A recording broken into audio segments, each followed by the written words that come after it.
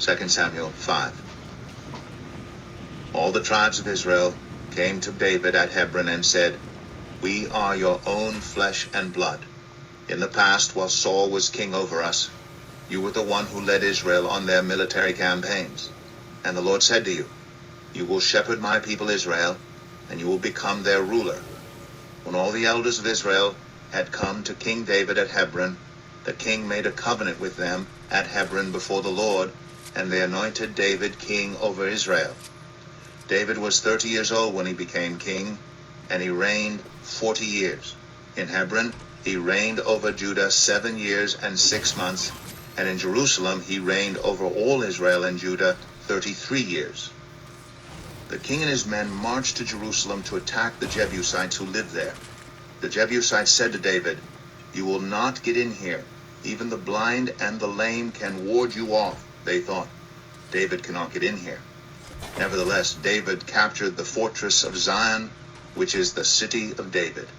On that day, David had said, "Anyone who conquers the Jebusites will have to use the water shaft to reach those lame and blind who are David's enemies.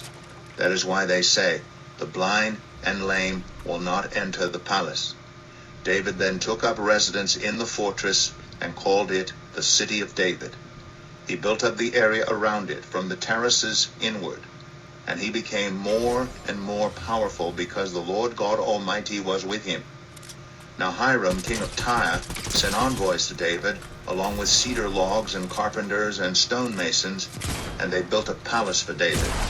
Then David knew that the Lord had established him as king over Israel, and had exalted his kingdom for the sake of his people Israel.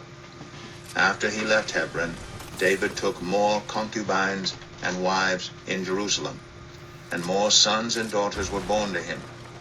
These are the names of the children born to him there: Shammua, Shobab, Nathan, Solomon, Ibhar, Elishua, Nepheg, Japhia, Elishama, Eliada, and Eliphalet. When the Philistines heard that David had been anointed king over Israel, they went up in full force to search for him. But David heard about it and went down to the stronghold. Now the Philistines had come and spread out in the valley of Rephaim. So David inquired of the Lord, "Shall I go and attack the Philistines? Will you deliver them into my hand?" The Lord answered him, "Go, for I will surely deliver the Philistines into your hands." So David went to Baal Perazim, and there he defeated them. He said, "As waters break out, the Lord has broken out against my enemies before me." So that place was called Baal Perazim. The Philistines abandoned their idols there, and David and his men carried them off. Once more the Philistines came up and spread out in the valley of Rephaim. So David inquired of the Lord, and he answered, "Do not go straight up, but circle around behind them and attack them in front of the poplar trees. As soon as you hear the sound of marching in the tops of the poplar trees, move quickly, because that will mean the Lord has gone out in front of you to strike the Philistine army."